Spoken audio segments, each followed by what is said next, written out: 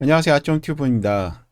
주민자치기본법에 대해서 여러분한테 설명을 좀 드려야 될 것 같아서 이렇게 방송을 시작했습니다. 혹시 주민자치기본법이라고 들어보셨나요? 지금 저희 채널에서 주민자치기본법에 대해서 여러 목사님들과 그리고 또 사회에서 그리고 이 부분에서 발언을 해야 될 부분을 을 전문가들과 함께 법안의 문제점과 그리고 이 법안이 통과됐을 때 그 어떠한 현상들이 있을 것인지를 집회 또 기자회견을 통해서 알려드리고 있습니다. 아마 저희 채널 보신 분들은 이 부분을 보셨을 거예요.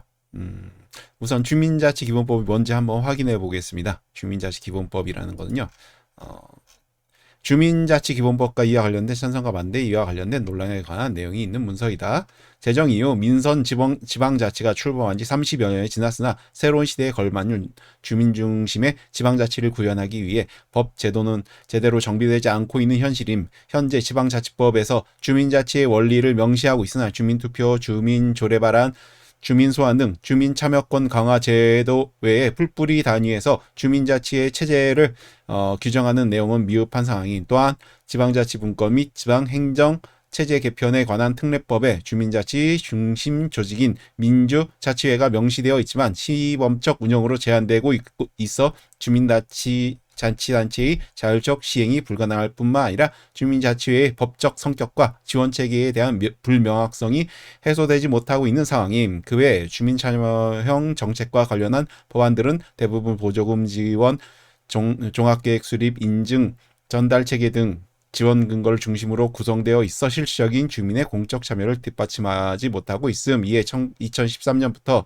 시범적으로 실시해온 읍면, 동, 주민자치회의 정책 방향을 재정립하고 자치적 지역 문제 해결을 위한 핵심 공간으로서 소생활권인 읍면동을 산정해 주민의 공적 참여 권한을 부여하고 주민자치 활성화의 핵심 수단인 주민총회, 주민자치회, 자치계획, 추첨제 등의 근거를 규정함으로써 지방자치의 근간인 풀뿌리 민주자치에 대한 법률적 체제를 마련하고자 함.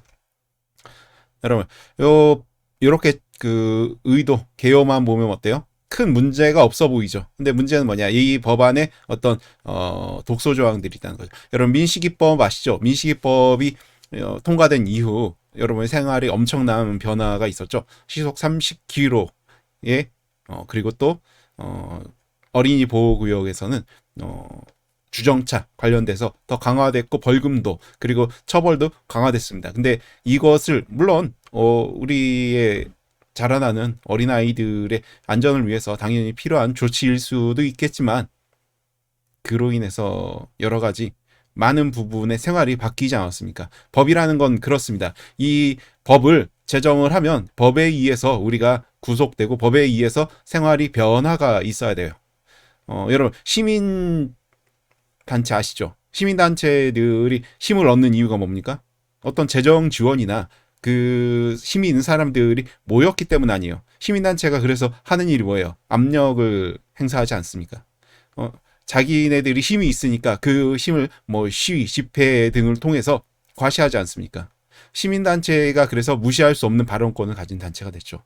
근데 그 시민단체가 사회를 작용화하고 그리고 어떤 의식이나 그런 것들이 없는 혹은 철학적으로 어떤 자기의 주권이 자기의 생각하는 무언가 정립되지 않은 사람을 선동하기에 너무 좋다는 거예요.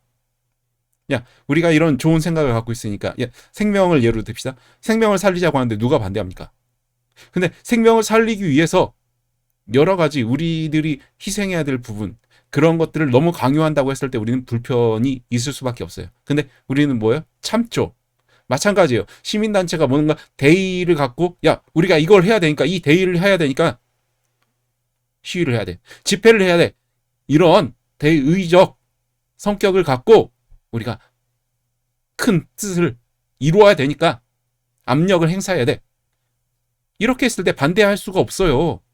어떤 자기가 의식이나 철학이 그리고 분명하게 거기에 대한 생각이 정립되지 않은 사람이면 반대할 수가 없죠. 근데 거기에 대해서 야, 난 반대할 수 있어. 야, 넌 반대야. 라고 했을 때 뭐예요? 쉽게 통과되지 못하죠. 근데 이 주민자치 기본법이라는 게 이런 어떻게 보면 독소 조항이 있기 때문에 우리 생활에 아주 밀접한 관계가 있는 그런 사항들을 다루고 있다는 거예요. 여러분, 보도블록이 뭐 파손이 되거나 아니면 우리 불편한 사항이 있으면 어때요? 뭐 행정복지 센터라든지 시청이라든지 공무원들한테 충분히 우리가 전달할 수 있어요. 근데 이런 것들을 주민자치기본법에 의해서 어떤 주민자치 단체가 만들어져서 그 단체에서 야, 이거 우리가 다 할 거야.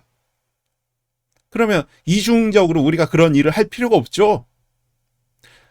한 단일 창구를 만들어 놓는 게 우리한테 더 편하지 않겠습니까? 근데 이 주민자치기본법은 이것을 여러 가지 자기들이 나 이런 단체를 만들 거야. 그러니 지방자치에서 자치단체에서 단체장은 꼭 나한테 협력을 해야 돼. 우리 단체에 꼭 협력을 해야 돼. 이런 것들을 요구했을 때 거부할 수가 없어요. 즉 어떤 이권 단체가 생기는데 그 이권 단체에 대해서 무작위적으로 내가 주민자치기본법에 의거하여 이러한 단체를 설립할 거야. 그러니까 지원해줘. 거부할 수가 없습니다. 협조해야 돼요. 뿐만 아니라 이 주민자치기본법에서는요. 어떤 투표를 통해서 장을 뽑는다. 이런 것이 명문화되어 있지 않아요. 그러니까 추천. 혹시 옛날에 조선시대 음서제도 아시죠? 조선시대에도 과거나 어떤 공식적으로 그러한 시험을 통해서 관리가 되는 것이 아니라 추천을 통해서 관리가 되는 이런 경우가 있었죠. 근데 그것이 주민자치기본법에서 동일하게 나타난다는 거예요.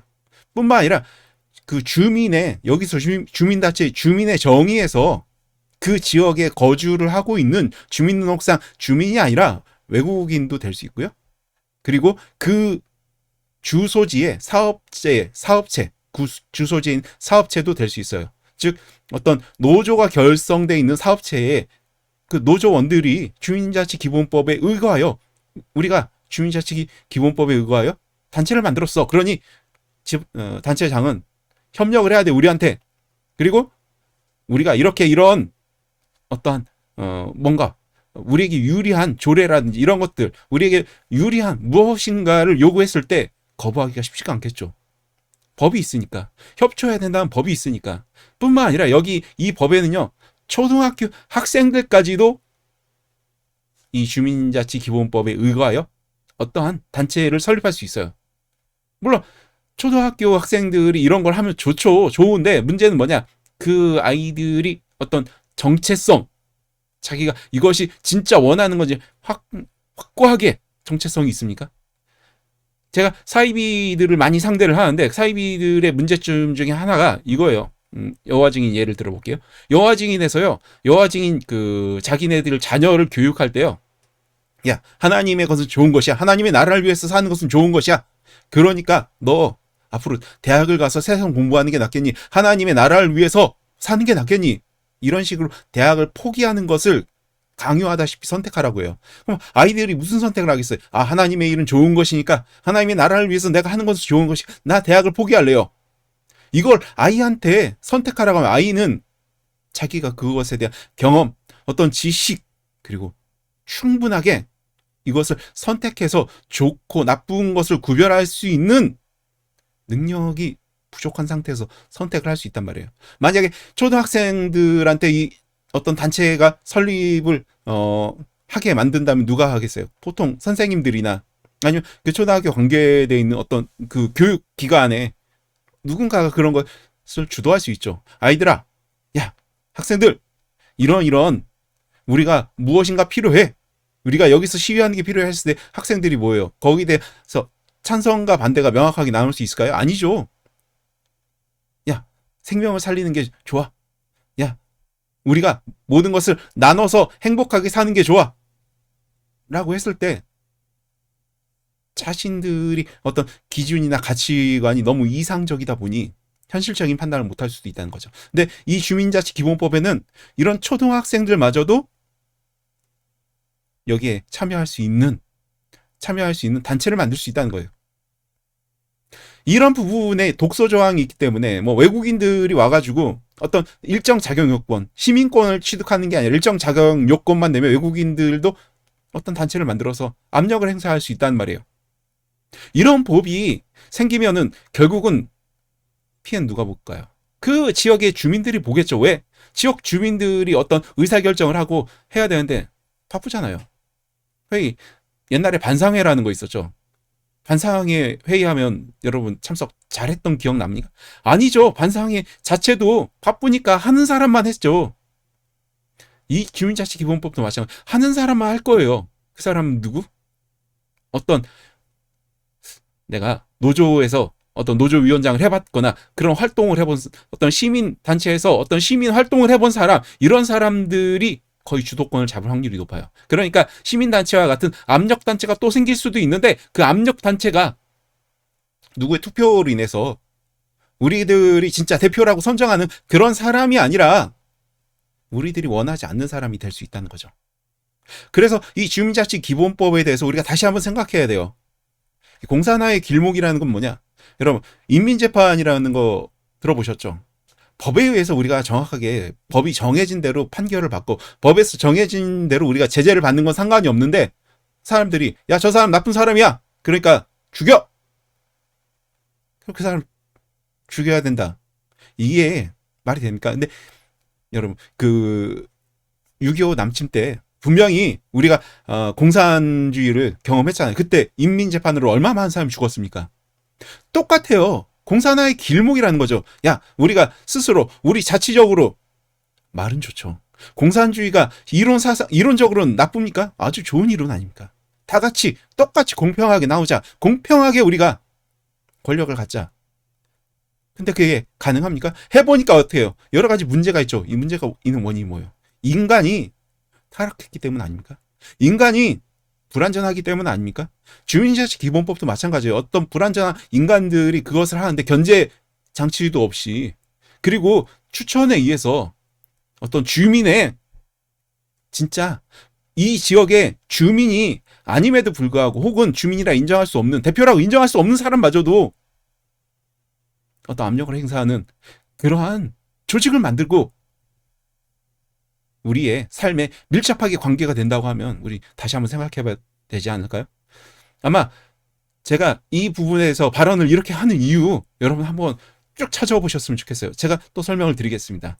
여러분, 주민자치기본법 이런 독소조항이기 때문에 반대하는 거고요. 반대하는 기자회견, 집회 앞으로 계속 될 겁니다. 이것이 끝날 때까지. 그리고 12월 11일 날 천하에서도 주민자치기본법에 대한 설명회가 있다는데요.